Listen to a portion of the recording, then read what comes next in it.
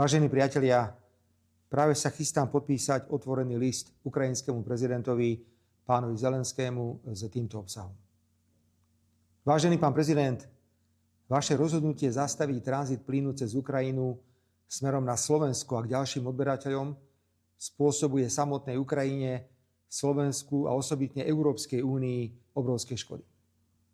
Vyvoláva rozmanité reakcie, čo neprispieva ani bilaterálnym, ani multilaterálnym vzťahom.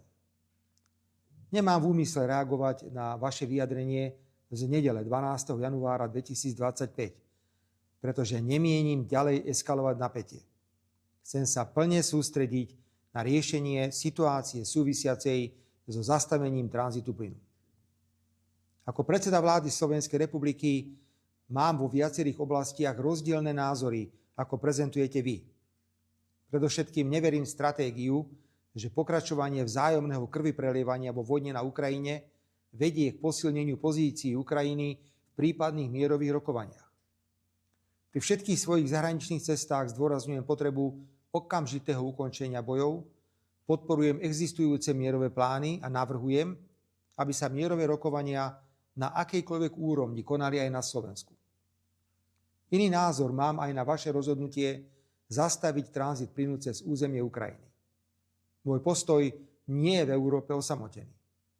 Ak aj neberiem za úplne rozhodujúce to, že Slovenská republika stráca ročne zastavením tranzitu plynu okolo 500 miliónov eur, najrozhodujúcejší je vplyv vášho rozhodnutia na konkurencieschopnosť Európskej únie, organizácie, o členstvo ktorej sa uchádzate. V tomto duchu som rokoval aj s príslušným členom Európskej komisie, komisárom pre energetiku a jeho tímom.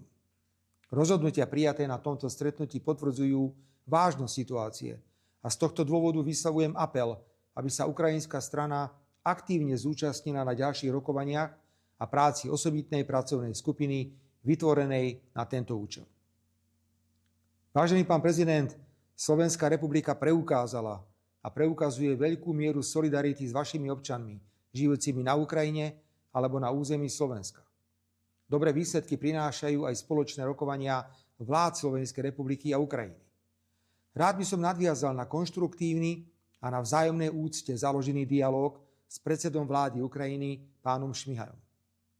Preto mi dovolte, aby som vás ako najvyšší predstaviteľ slovenskej exekutívy pozval na rokovanie, pokiaľ možno v čo najbližšom období, pri plnom pochopení vážnosti vašej pracovnej agendy. Stretnutie sa môže uskutočniť na území Slovenskej republiky v blízkosti štátnych hraníc medzi Slovenskom a Ukrajinou. Je priam symbolické, že na dopravu na slovenské územie by ste mohli využiť priame vlakové spojenie z Kyjeva do Košíc, ktoré je výsledkom spoločného úsilia našich vlád.